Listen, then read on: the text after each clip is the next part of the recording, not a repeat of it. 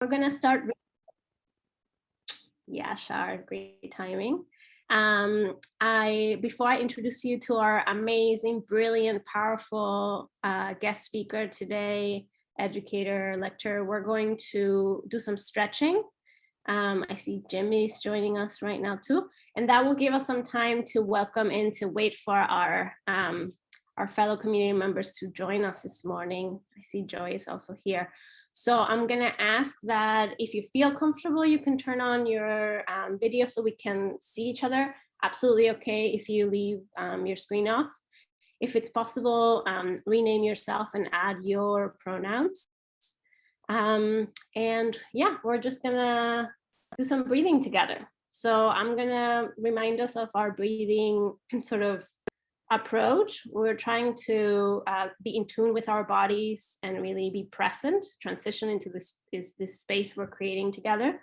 So I'm going to ask that you put your feet on the ground or on the floor. You may be outside or indoors, and really feel under your feet. So feel the soles of your feet really touching that surface. Or inside your shoes, you could feel inside where your toes are, how it feels to have those shoes or those socks that you may have on, or the air around your toes. So put those feet on the floor, on the ground. You can close your eyes if you want. You can put your hands on your legs, and just really try to feel what it feels like to be sitting where you are, to feel your body on the chair, the weight of your body, okay?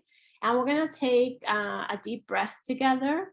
We're gonna count to 4, and you can do this in your own pace. I may be going too fast for your own pace, so you could go slower, or I may be going too slow and you wanna go faster, but try to make it, a little bit slow, because the point is to really take a deep breath. So you're gonna breathe in, we're gonna count to 4, and then you're gonna exhale and count to 6, okay? So that your exhale is a little bit longer than your inhale. We're gonna do that 3 times. Okay, folks ready? Yeah, okay. I'm gonna take a deep breath in. Counting to 4, and a deep breath out, 6.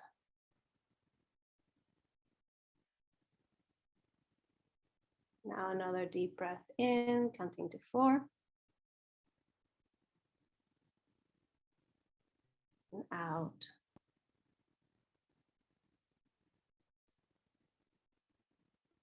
And one last one, counting to 4.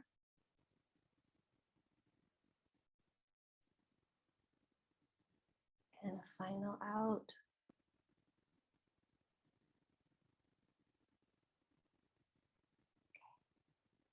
I'm gonna ask that you open your eyes if those were closed, and you can wiggle your fingers and wiggle your toes. And we're gonna do a quick stretch. So reach your hands really up high, try to reach the sky. You can move your arms around, whatever feels comfortable. Don't do anything that doesn't feel comfortable. Just move your arms, move your neck slowly in any way that just feels good. Your body should feel happy to be stretching. If at any point you feel pain or discomfort, you should not be doing that. And you can shake your arms, shake your hands. I find that my wrists sometimes get really tight from typing on the computer. And you can do a big deep breath out to really wake up. All right, I think we're ready. Welcome Kanaya, DeAndre, Sidatli, Anai, Xochitl. It's great to meet Ayana. It's great to see you all. Thank you for joining us today. Okay, so I'm gonna share my screen to get us, well, this happens every morning. I'm about to share my screen and I get kicked out of my SMC account. But I believe I can still share my screen. Let's see. Even if I am kicked out. Yes. Okay. So I'm going to share my screen to walk us through the beginning. Oh, host disabled participant. Oh, could it be made a co-host? I think I can't share my screen because I'm not a co-host.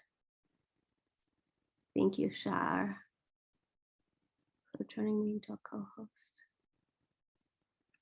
Maybe because I got kicked out of my account, but it's not allowing me to do that.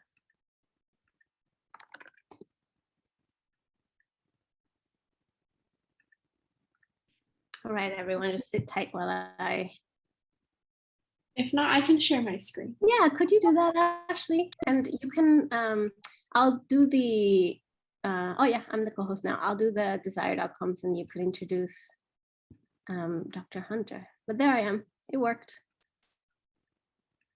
Okay, so Ashley's gonna introduce Dr. Hunter, who's with us today, but I just wanna remind us all what we are hoping will, you'll have by the end of this week, by the end of today, in this particular session. So we would like you to have engaged with a tangible framework or a set of concepts that you can use to navigate and succeed in your studies and life at and beyond SMC, that you have gained clarity regarding the ways in which your lives are shaped by intersecting systems of oppression, as well as clarity regarding the unique knowledge and power that you possess as a result of these histories and experiences of oppression. Gain tools to see yourself and each other as resourceful, brilliant students who are knowers, who are rooted to ancestors and to legacies of struggle, resilience, and power. To have felt that you are an ancestor and that you have the power to be scholars and activists who can and will make change within and beyond SMC, and to have built community with each other and with our guest speakers, feeling that you're interdependent, knowing that you're a part of a bigger, powerful community of scholars who have your back. So, Ashley. Great. So Dr. Virginia Hunter was a high school dropout, then attended community college part-time before transferring to university. Dr. Hunter was a Pell eligible student who also worked through college. She holds an education doctorate from the University of Pennsylvania in the higher education and a master's and BA from the University of New Mexico, Albuquerque. Currently, she studies inequality in higher education as a state policy evaluator.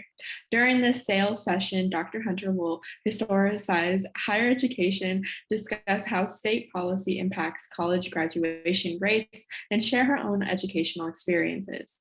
You will have the opportunity to work in small groups to design an alternative approach to college admissions that is more equitable and race conscious.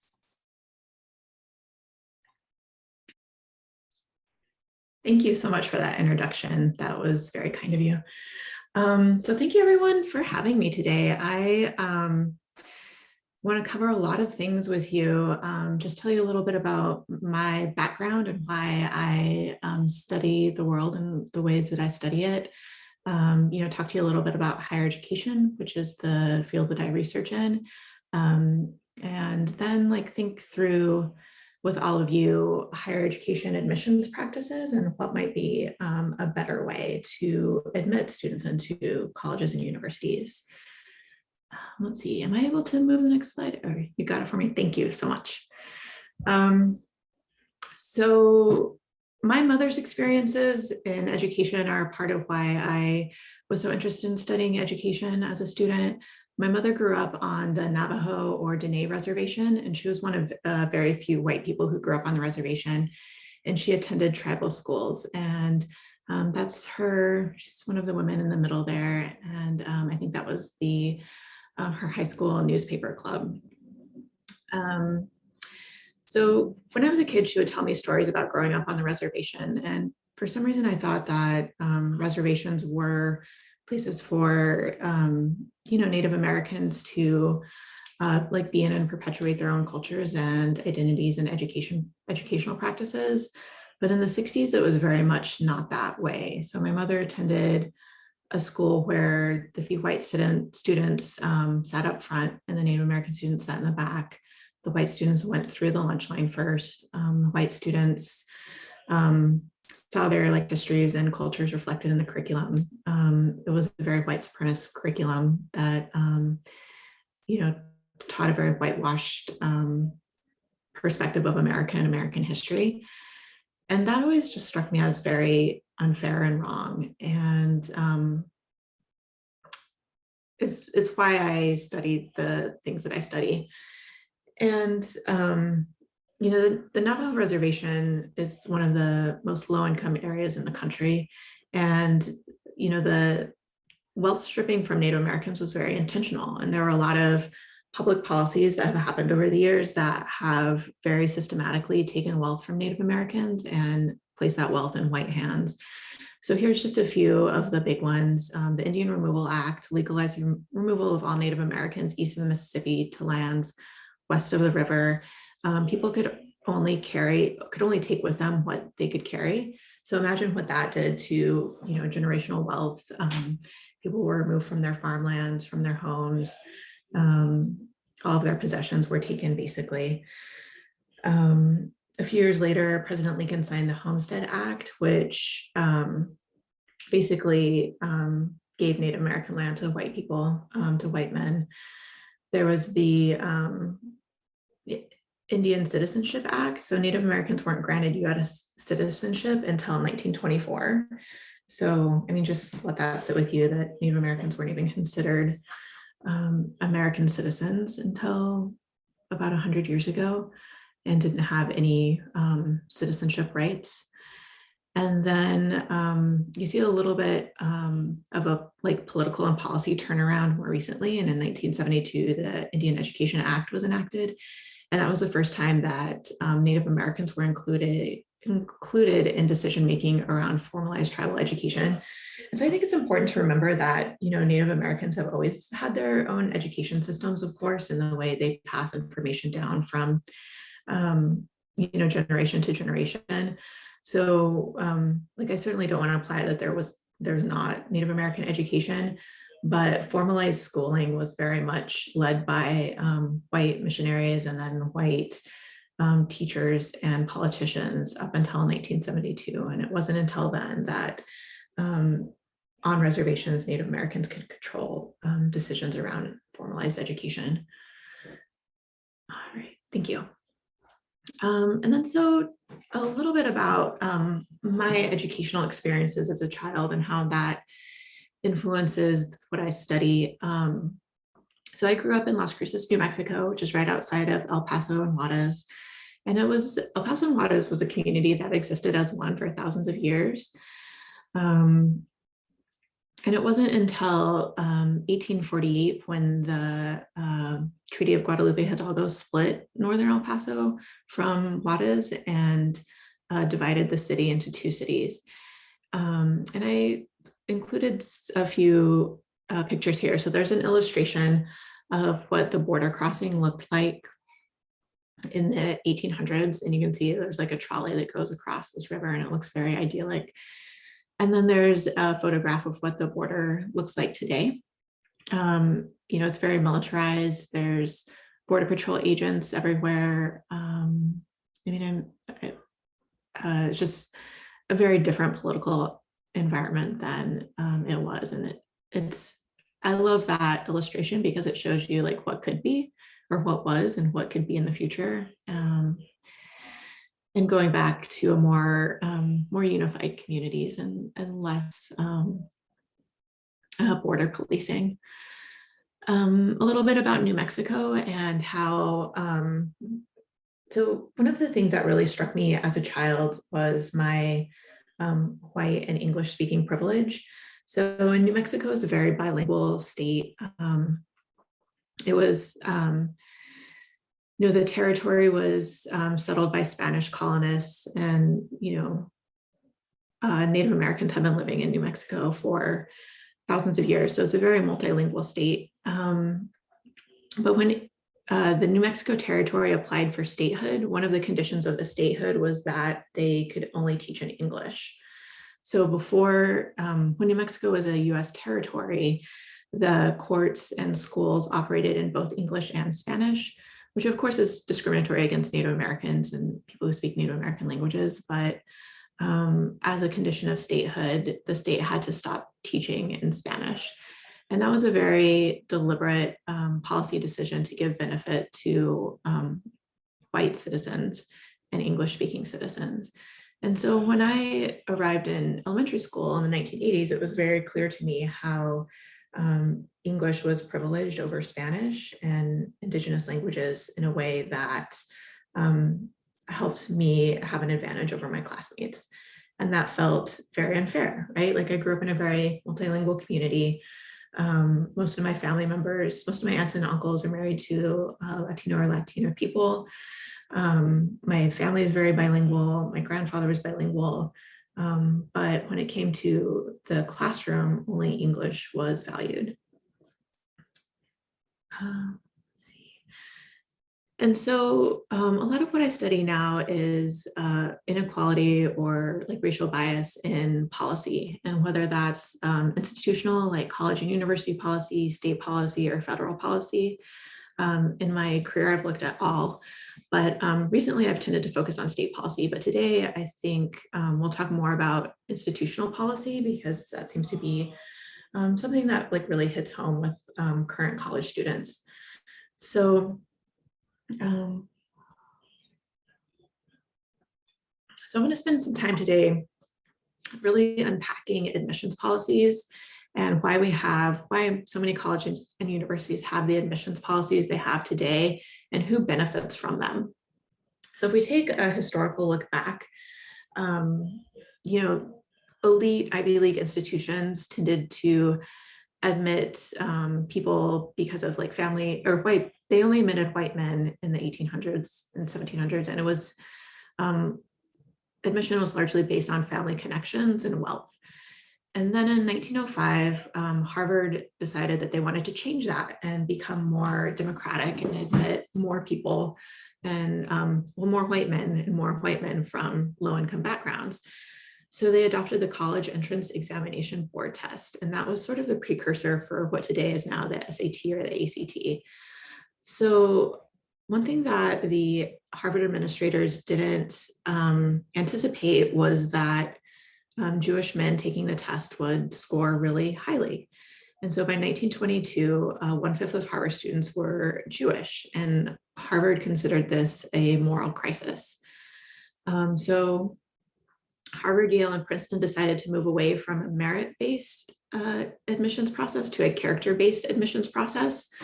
So instead of just looking at test scores, they started asking for letters of reference, personal essays, photographs, lists of extracurricular activities, things that most colleges and universities still require. And it was really so that admissions staff could decide who not to admit, because they didn't want to admit Jewish students.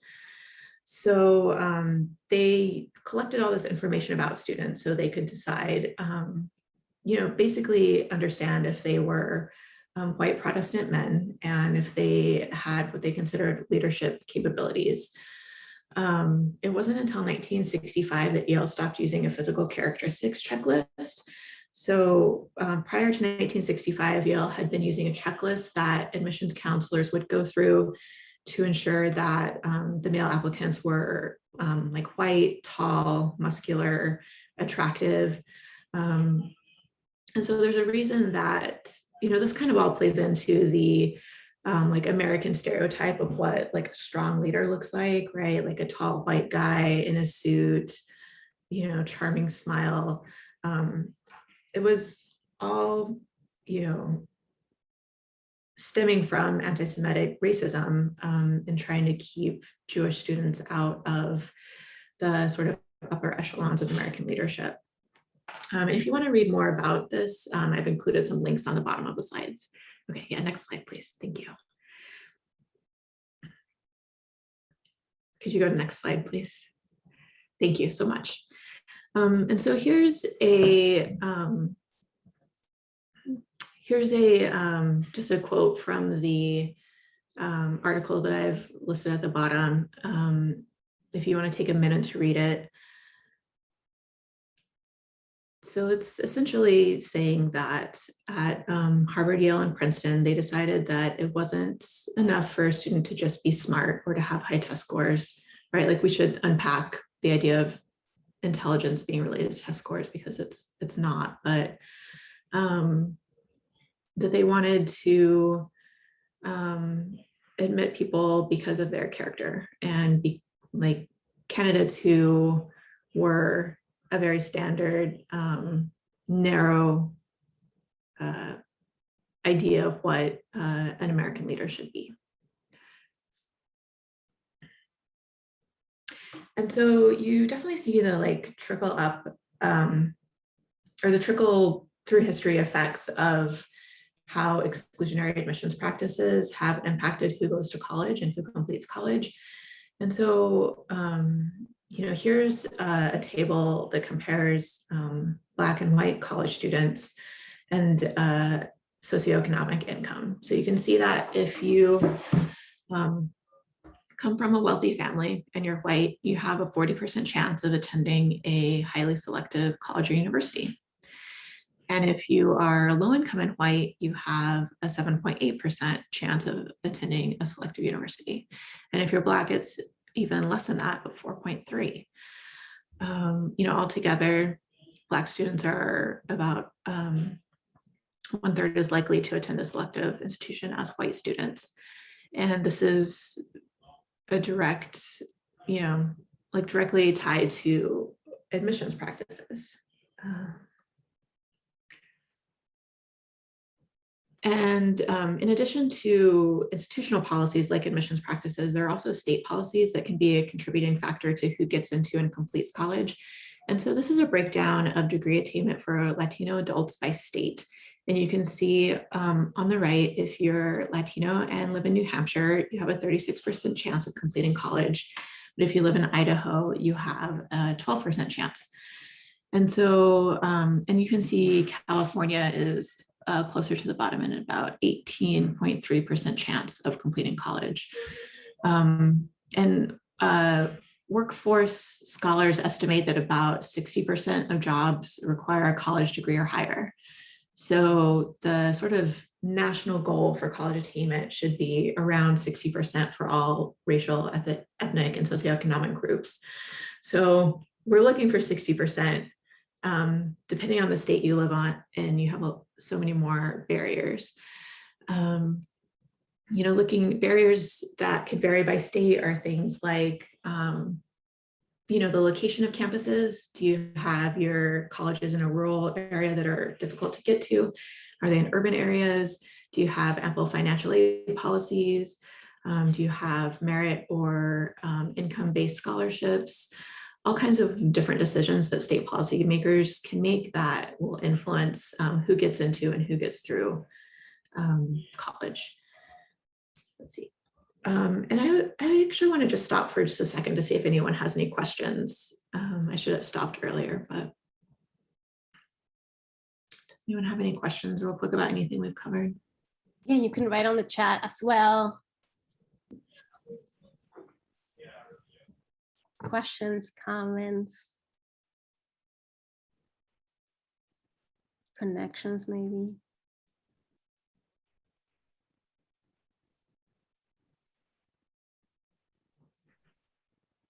Okay, that's fine too. Nobody does, so we'll keep going. Okay. Thank you.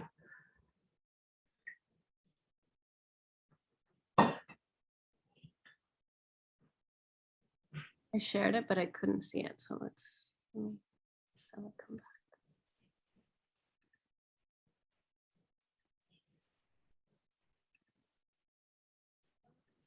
Okay.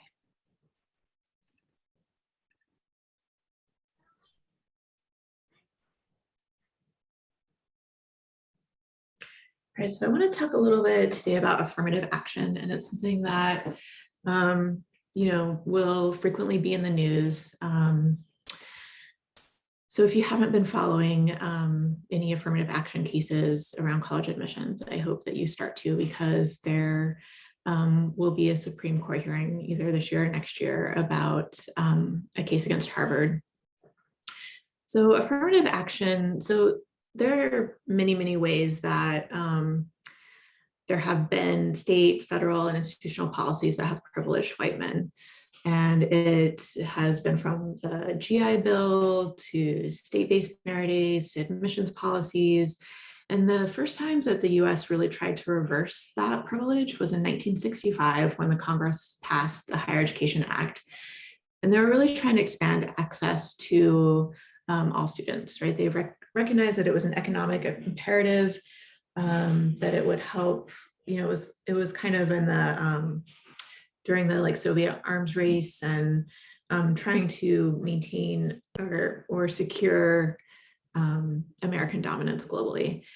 And part of the plan was to expand higher education access as a way to strengthen the US economy. And they part of the Higher Education Act was affirmative action, and that was encouraging institutions to admit more women and minority students, to change admission practices, to not even necessarily like give them an advantage over white men, but at least try to like equal the playing ground. So that was in place for about 13 years, and the effects were astounding. Like it really did help. Like women flooded higher education, Black Latino students flooded higher education, Asian students flooded higher education. Like it was a very successful policy. And then in 1978, there was a white man who didn't get into medical school, and he challenged affirmative action in California and won. And so there have been many legal battles about affirmative action. The most recent at the Supreme Court was in 2016, and that was Fisher versus the University of Texas. And it upheld affirmative action in the sense that colleges and universities can consider race as a factor when admitting students, but not the predominant factor. So institutions still have to look at test scores, grades, letters of reference, all of those other things. And then if a student is sort of on the border of being admitted or not, they can use race or gender to bump them into an admit status. But there are still 9 states who have banned affirmative action. California is one of them. And in these 9 states, every single one saw declines in Black students at selective schools. So as a researcher, it's very clear that there's evidence base that affirmative action policies work, and that they do help in reversing centuries of discrimination.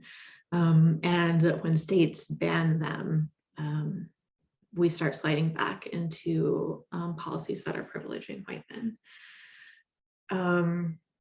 In 2020, California Proposition 16 failed. There was a vote to end the ban on affirmative action, and it was voted down.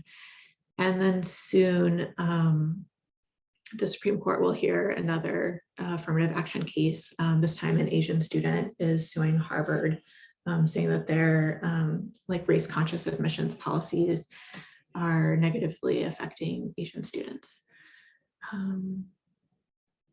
Okay, so, and again, please stop me anytime if you have any questions about affirmative action or anything else we've covered. So just to sort of sum up what I've just talked to, getting to and through college has very little to do with intelligence or capabilities. It's strongly connected to family, wealth, and race, and that is because of centuries of exclusionary policies. It's dependent on institutional admissions and academic policies, and it's dependent on state and federal policies. I mean, time and time again, when researchers look at student characteristics across the country, it's less about the student and more about the policies, right? Like you can have stellar, smart students that don't get into college because of other barriers, political barriers, policies, economic barriers. It really is a system of oppression and inequality that can be changed, and we can all work harder to change it. All right, so now I think we will go into breakout groups.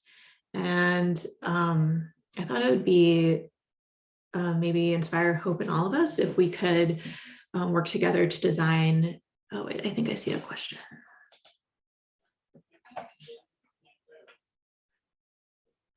Oh, or you just put in the questions for discussion. Okay, got it. Yeah. Okay, I'll share the screen again so that you can read them. No, it's fine. People can read them. However,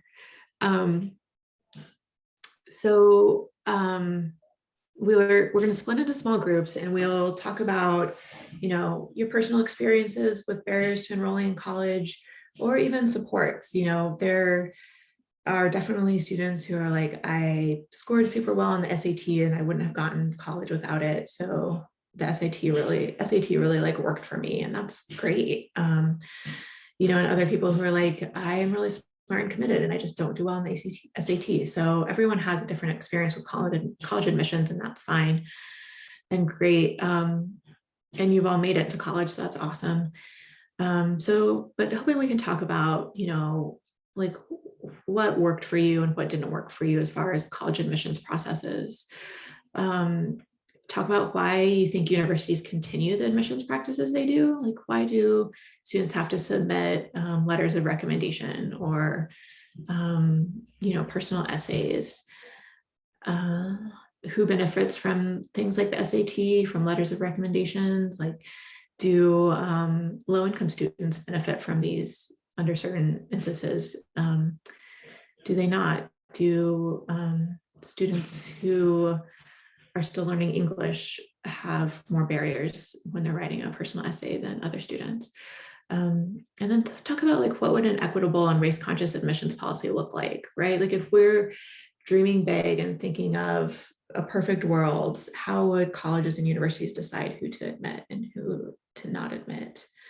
And yeah, like if you were an admissions professional, what would you do, right? Like any of you could become an admissions professional if you want to someday. There's lots of opportunities in that. And if you want to talk about becoming an admissions officer, we should totally email me afterwards and I can help guide you along that career path, because it is really rewarding and a good way to make some big change in the world. So yeah, just hoping we can talk about all those things and then come back together in a large group and share out. Great. So thank you, Dr. Hunter. So Ashley will create the breakout rooms. The questions have been put in the chat, and I'm gonna copy and paste them again. I numbered them so that they might be easier to navigate when you're in your small breakout rooms, but they're exactly the same. Oh, the numbers didn't go through, which is what must have happened to Ashley. But you could separate them if that's easier for you to go through. You'll have about, what do you think, Dr. Hunter, maybe 15 minutes so they can go deeply into it. It's 10:32 and we have until 11:30, so until 11. So we still have an hour? 11:30, right? Actually, 10 to 11:30. Yeah, we have an hour left. Yeah, so you want 15 minutes to, sorry? Could we do a little bit more than 15 minutes? Yeah, we could do 20 minutes, whatever you want. We could do more than 25 so they can, get deeply into it, and then we could hear back and some discussion. So how long do you want them to be in small group? Would 20 be okay? Would that still give time for everything? Yeah, and make sure everyone that in your small group, your peer mentor will be the co-facilitator, but make sure that there's a spokesperson, make sure that there's a note taker, and make sure there's someone that's keeping time, because you'll have 20 minutes as a group. Okay, so everybody should have a role, and make sure that you're supporting each other so that everybody shares equally. Any questions about what you'll do in your breakout rooms? Can folks give me one of these like thumbs up things with the reaction so that I know folks are feeling ready to go into breakout rooms? Great. Okay, so we'll see you there. I'm already sending you out now. You are brilliant scholars. I'm just so impressed by the kinds of conversations I heard, the really deep analysis that it was hard. And I saw you all saying, I don't know, let me kind of slow down and try to analyze my assumptions. So we have, Dr. Hunter's gonna walk us through. We have about 30 minutes to go because we wanna leave the last 5 minutes for feedback. So Dr. Hunter, how do you want us to share back? Do you want each group to kind of have their spokesperson share what they discussed? Yeah, all right. So we had 4 breakout rooms. In the first breakout room, we had Siddharthi, DeAndre, we had Dr. Hunter, Jose, and Anai. So what did you all talk about there? And Dr. Hunter, do you want folks to share like across the questions, or would you want us to kind of tackle the first parts of the questions and then get to the last questions with latter groups? I think across the questions would be fine, or groups can share out the way they feel comfortable. Excellent. So first group, what did you all talk about? What were the barriers? Why is it the way that it is? How would you do it differently so that it's equitable? The key thing here is equity.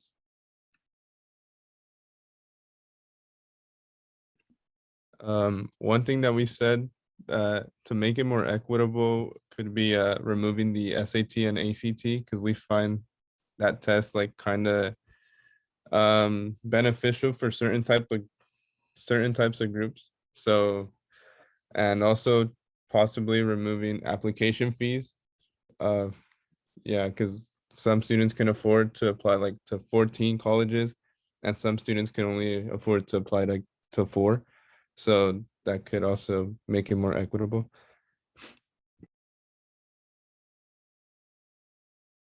That's great. Are there things from that group that people might want to add to Jose's really insightful points?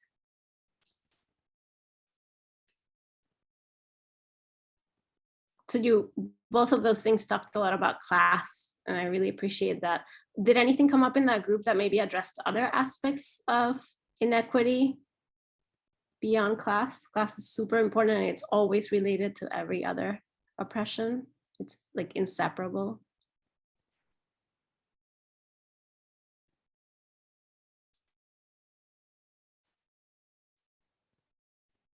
Cool. All right. Feel comfortable moving on to the next one, the next group? Yeah, okay. Group 2 had Ayana, Brian, Joy, Mirka, Arturo, and Sinclair. What did you all talk about? What were the barriers for you? And personal experiences is really important here, so feel free to begin there.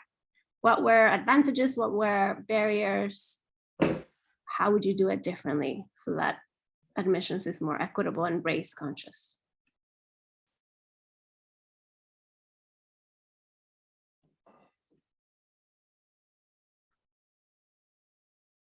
Who was the spokesperson there? Did you assign one?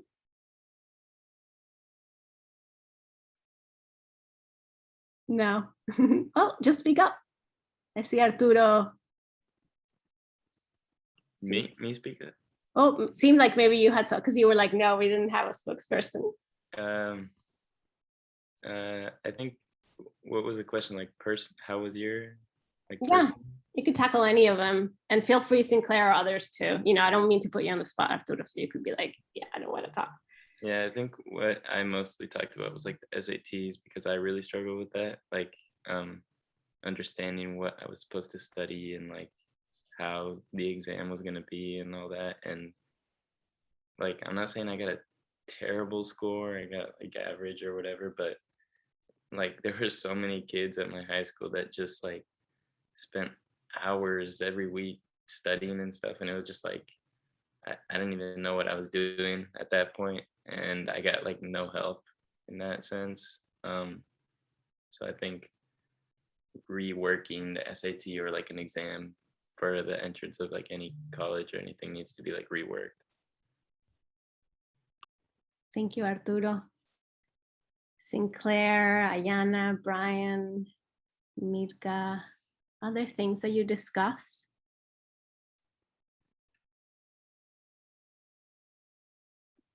Well, something Professor Russo had like brought up in our group when she came in was like the language barrier, or sometimes that can happen like when you're looking at questions on the SAT where they'll like mention things like yachts or something, and then if you like don't understand that, then you don't have the context to the question, and then you might not be able to answer it because you don't understand it. So also just thinking about how different cultures have different like backgrounds and don't fully understand different things.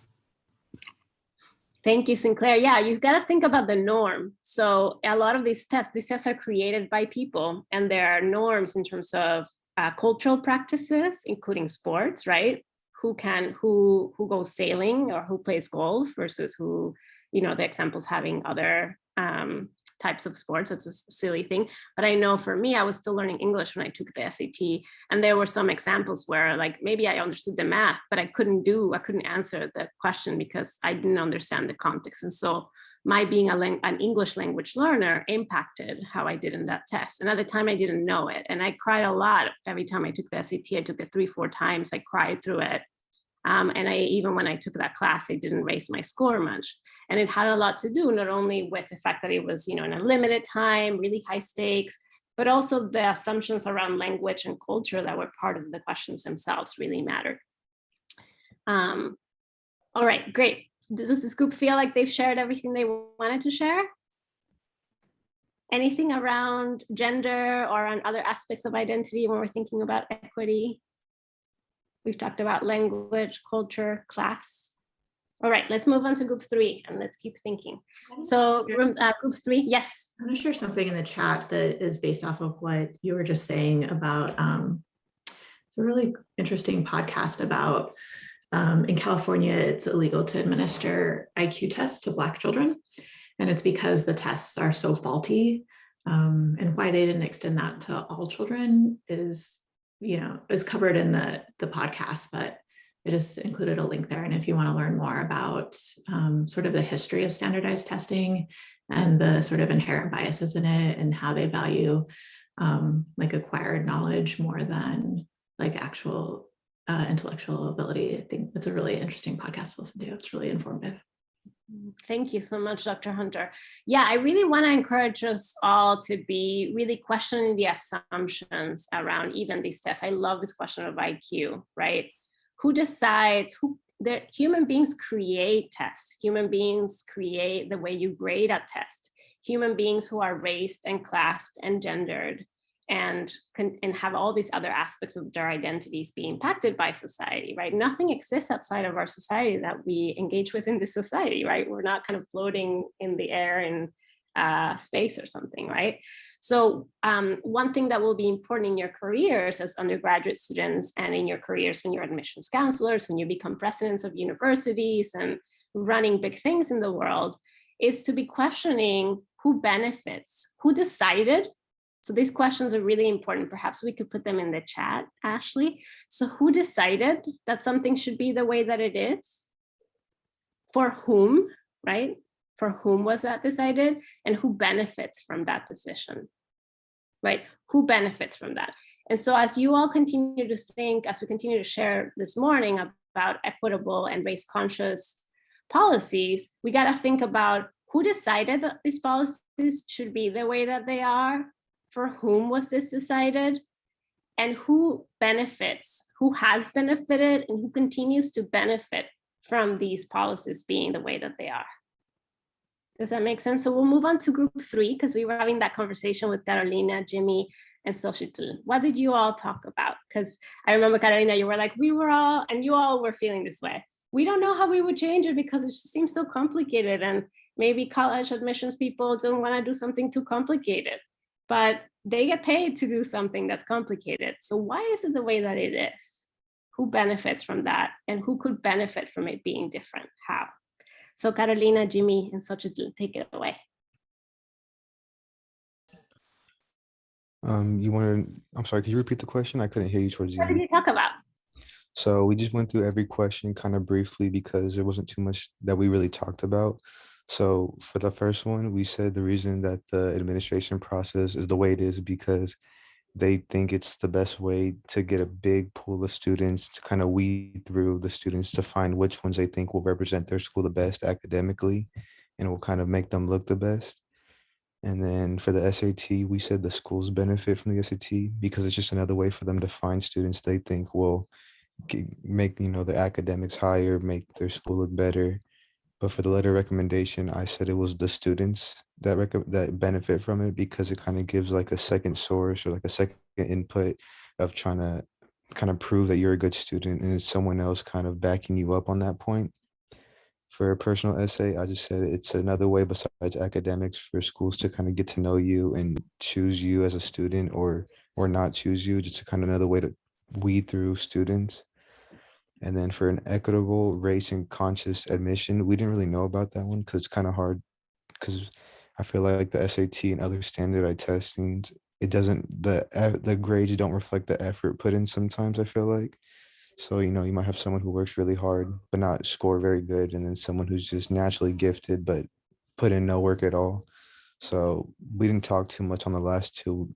We thought it was kind of hard to kind of find the answer to that question in 20 minutes. It's a really big issue, I think. Yeah, that's why people like Dr. Hunter study those things. Yeah, so all of you could choose to get master's degrees and PhDs and really kind of devote your life or many years of your life to tackling these really important questions, Jamie. So thank you for sharing that. It is true, 20 minutes to go deeply into these questions is definitely a big challenge. And thank you for all that you shared about how you went through each of these questions.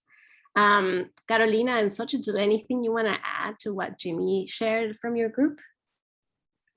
Also, like the last minutes, like you came in, like you mentioned how, like, why are these numbers so low of like people who are graduating, and then it's like between me, you, and Sochi, like one of us isn't gonna graduate, like all of that. So I feel like that all has to do with like they finally make it to college, but they don't have that support system of like how to get through college, the resources like not many people have the high potential program or programs like the high potential program that like support you throughout your 4 years, and have people there for you telling you like you belong here. I've been through it, like you're gonna get through it, like it's fine, like it's hard, but we're getting through it together. And I feel like that has a lot to do with it. Like you feel like you're alone, so you're like, okay, I don't belong here, I'm gonna leave. I feel like one change could be like definitely creating spaces for those students to be in, like the high potential program was created. But yeah. Wow, Carolina, that's really, really, really, really good. So Dr. Hunter also studies this. So not only the admissions policies, but very importantly, well, great, you got in, right? But what happens in those 4-10 years, right? So Dr. Hunter, I think you shared with me, I'm not sure if you did today, but I don't think you took 4 years to graduate college, right? You took a bit longer, right? It took me 7 years to get through college. That's right. And again, Dr. Hunter explained that she, growing up in school at the border, right, benefited from English only schooling, benefited from the curriculum reflecting her culture, her language, right? And still, right, she had different challenges related to other aspects of her identity.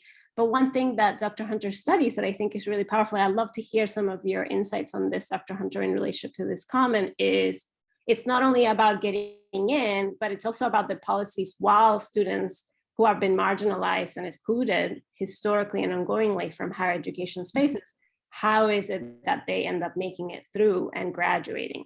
Because the big thing that I was sharing with Carolina's group is the way things are now, the status quo benefits some people, right? Benefits big corporations, right? If you ensure that folks of color and folks who have lower income actually aren't able to graduate and therefore are willing and have to accept jobs that don't get paid very well because they don't have that degree that will get them to have access to a job that gets paid better, that will actually maintain the status quo, right? That will make it so that you can pay someone $7 to work in a place in no sweatshop condition and not get paid more because they don't have that degree. So Dr. Hunter, what are some of the things that I think are important that you could share with us briefly around this connection between admissions and actually the policies of different universities to support students of lower income and of different ethnic and racial backgrounds and even gender identities that are not the norm?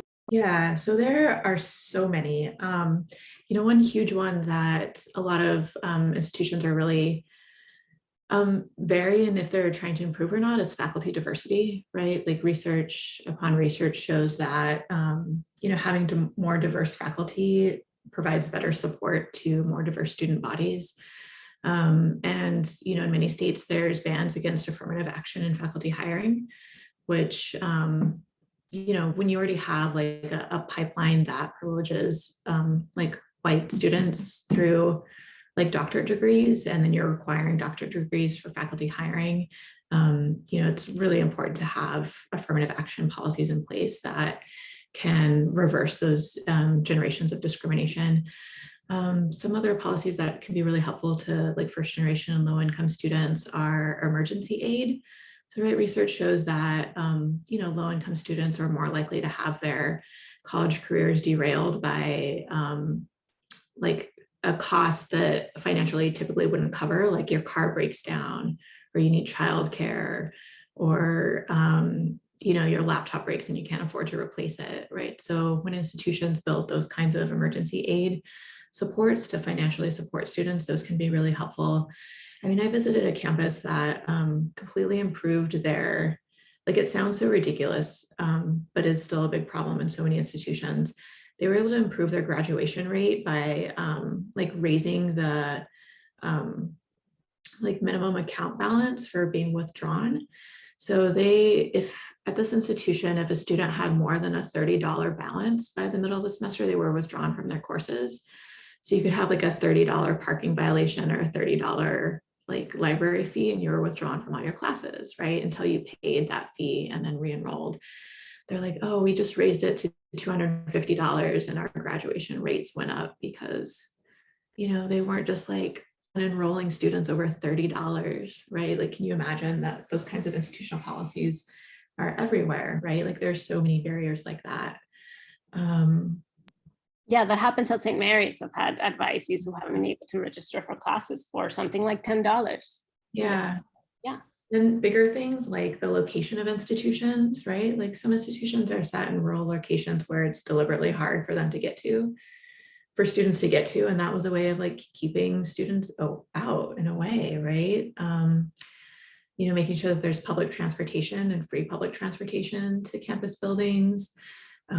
Course scheduling is a big policy that's often overlooked, right? Like if you have working students and you're not offering evening courses or weekend courses, then that can really limit the ability of students to get through their degree. So yeah, basically if you just like look at something on your campus and pick it apart, you'll find a way that it could be more equitable.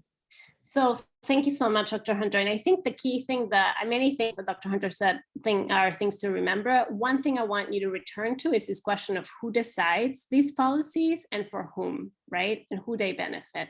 So as you all think, like Jimmy, you were saying, like this big question of how do you change it? What is equitable, right? So as you all think of yourselves as people on our campus that are really important, right? Who makes these decisions around admissions, and who makes these decisions around even supporting, there's this term retention, which I don't love, but like supporting, nourishing, keeping, encouraging, right? Students who have been marginalized, first generation and or low income students in school and able to graduate. Who makes these decisions and for whom? And I hope that you learned from Olivia's session this week that she, as a first generation and low income and undocumented student and as a woman, right? She decided when she came in, she was like, there are so many things at this college that is already so supportive of undocumented, Latina, immigrant, first generation and low income students. There's so many things that could be better. And I'm gonna acknowledge that there were undocumented, Latina, first generation, low income students that came before me, also Black and Indigenous students and white students that came before me and fought for these policies to exist so that I could be able to afford coming to Swarthmore and I could be well at Swarthmore. And I have a responsibility, remember Olivia said this, I have a responsibility to make change while I'm here at Swarthmore as a transfer student, again, as a low income, first generation, undocumented, Latina immigrant. I have a responsibility to make change to these policies and make sure that the policies change so that other people after me and my group of people, right, my people as we're here, can actually complete our studies. Because one thing is getting in, but the other big thing is actually keeping in and succeeding. And so you all not only have benefited from the work that other students before you and people like Janae and Shar and other people in the group Joy have fought for in terms of policies for you all to benefit from, but you all gotta fight as well to make change and ensure that you are making decisions, right? That the decisions are being made by those directly impacted, and you all are those directly impacted, right? So I wanna hear from the last group, Brittany, Kanaya, Courtney, Chris, and Daisy. What were the things that you talked about in your group? And how are you envisioning perhaps, maybe even the questions you might be asking around how to make admissions policies more equitable, race conscious? Remembering these questions, who decides? Sorry, I didn't catch that. You can also try spell. So for our group, we were talking about how different aspects of the admission process was difficult for us. So for me specifically, I was glad that I didn't have to take the SAT, but for others in our group, they liked taking the SAT because they didn't do so well with their grades. And we discussed how like having different aspects of yourself being reflected within your application is very nice, because it gives the school more to like figure out what type of person you are. But it's also nice to have them not be to have them as options and not as requirements that are end all be all. And then we talked about what options there could be for having it be more equitable for race and gender. And the idea was thrown out of having it be like colorblind, in a way of like taking out the gender and the race and the name, because the name can also have bias implied on it. But with that, it's difficult because a lot of people, that is a strong part of their identity, and they might need to have that within their personal writings, because that's something that they strongly identify with. Thank you, Kanaya. Dr. Hunter, could you speak to us about this really great point of color blindness? So a lot of times I've heard, and some people have argued that in terms of banning affirmative action, that color blindness is the way to go. So why is color blindness actually not equitable as a policy, not supported? I mean, it's because there have been like hundreds and hundreds of years of like racist policies in the United States, from everything from like redlining and pushing Black and Latino citizens onto like neighborhoods with less property value, from wealth stripping of Native Americans, slavery and the sort of wealth inequality that comes from that. Like, we've had hundreds and hundreds of years of very discriminatory racist policies that now we have systems in place with wealth inequality, property values, education, resources. All of these very unequal systems have been built that privilege white people, that suddenly taking a colorblind approach doesn't reverse all of the racist policies that have already happened, right? It just kind of, then you just have an approach that maintains the system as it is, rather than really breaking it down. So, unless, I mean, of course, like, 100 years from now, it would be great to have a society where everything is very equal and where there's not like wealth inequality and inequality in access to resources and education. And then, it would be great if we could have a colorblind approach to everything. But until we like very intentionally reverse all of those racist policies from the past, anything that's colorblind will just sort of like maintain what's happening right now. Yeah, thank you for that explanation. And Kanaya, I really appreciate that your group thought of that, because I think often we're just like, let's just get rid of it. Let's not use anything, right? Let's not use names. Let's not use, any label of any kind, and let's just, be humans. But the problem is that we have created these institutionalized policies that have had impact and continue to impact what we are able to do in terms of class, right? In terms of access to resources, in terms of basic human like life and wellness. So unfortunately, just saying I'm not going to use pronouns, or I'm not going to say what ethnicity I am or what race I am, that's just not going to get rid of it. We can't kind of just wish it away. We have to actually create policies that directly, like Dr. Hunter said, directly account for and address and redress, right, and make better those policies that have been unequal and continue to be. Thank you. Other things that that group said, or anything anybody else wants to add, kind of seeing across now that we've heard from all the groups?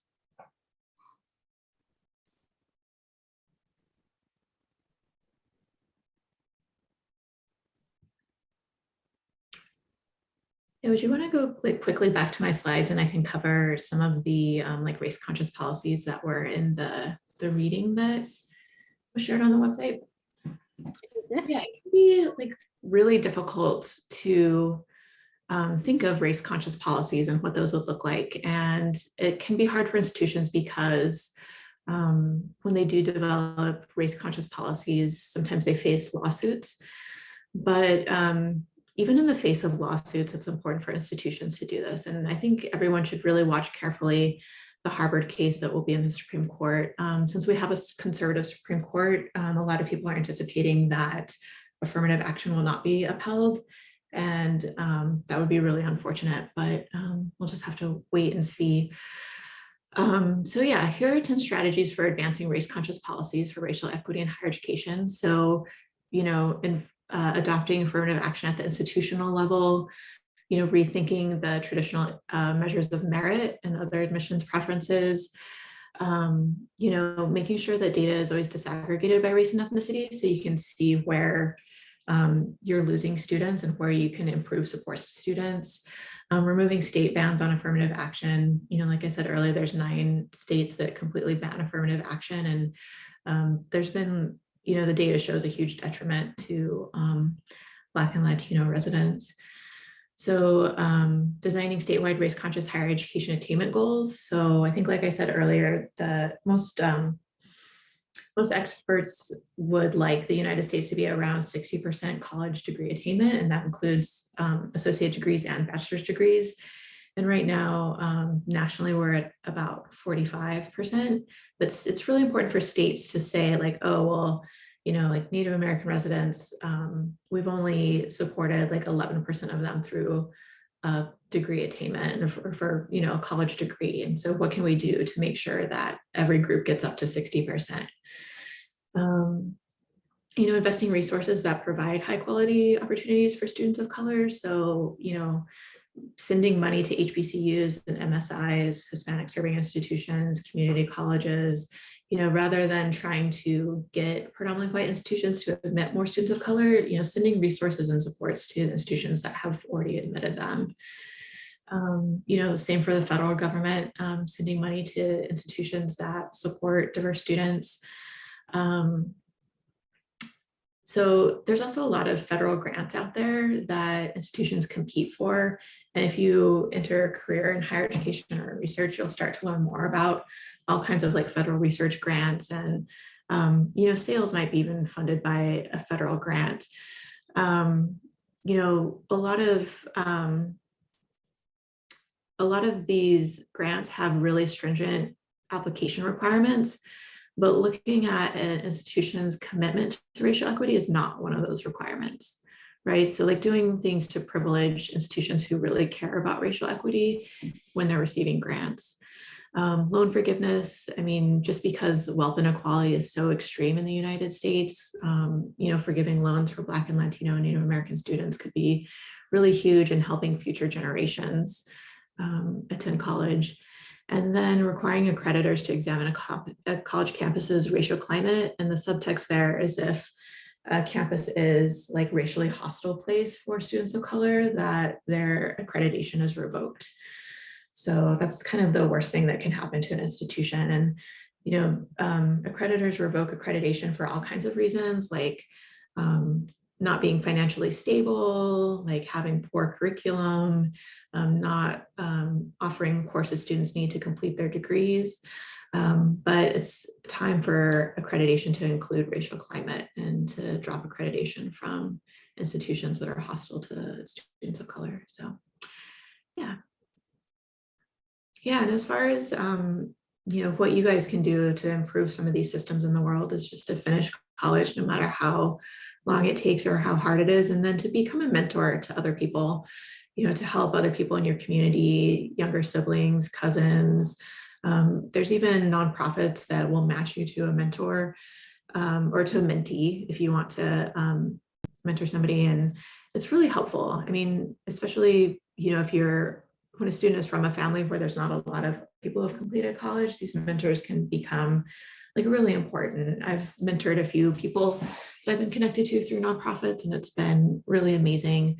So, once you graduate, become a mentor and sort of pay it back. And then get involved in your institution. Like most institutions have some sort of student activist group, and institutional leaders do respond to students. Like right now you have a lot of power at your institution, and it's because you pay tuition, and they will listen to you. So if you start asking, even like on Twitter or Facebook, like who benefits from this policy, or what does this do for students? Like how does this help Black students? Asking questions of college administrators can be really powerful. Like students have a lot more power than they think they do. And once you graduate, that power will go away. So you should use it while you're at St. Mary's and can sort of get people at St. Mary's to listen to you.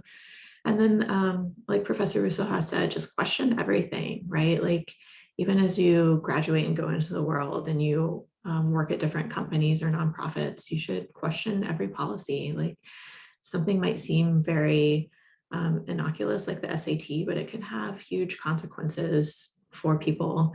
So it's important to question everything.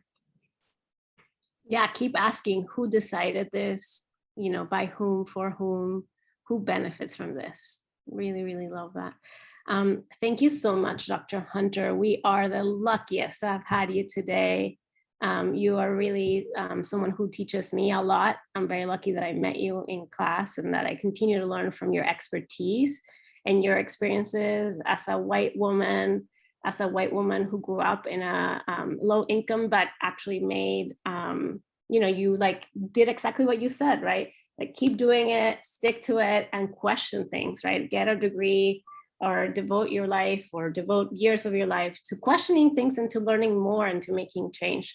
So you're someone I admire deeply, and I'm so grateful that we're concluding this week of these academic resilience sessions with your really powerful session. Ashley put there a link that I want to just really encourage you all, make sure to fill it out. We still are within our time. We're finishing a little early so that you can fill out this form. We would love to hear your comments, your feedback for Dr. Hunter and for all of us.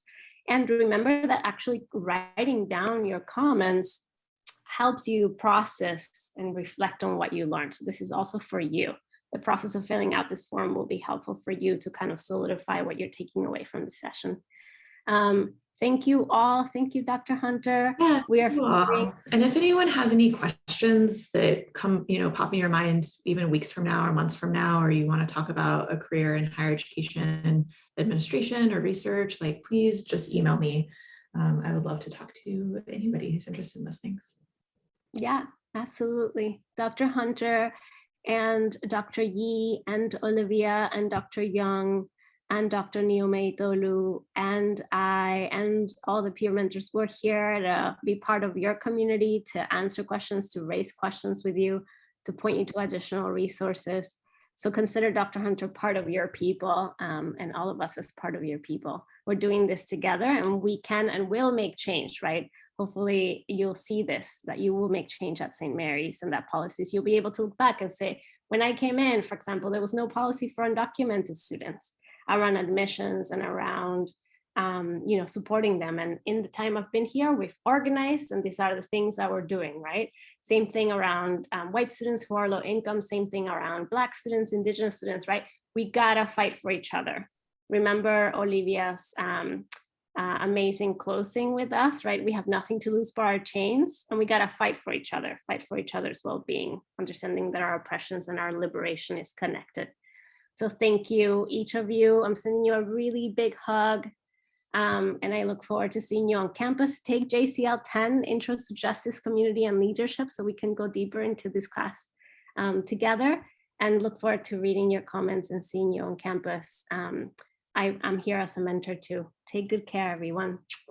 Bye, and thank you, Dr. Hunter. Thank you so much, Dr. Hunter and Professor Saha. You really made these academic resilience so amazing, and I hope our students enjoyed them. And yes, thank you so much to the both of you. Thank you all. All right.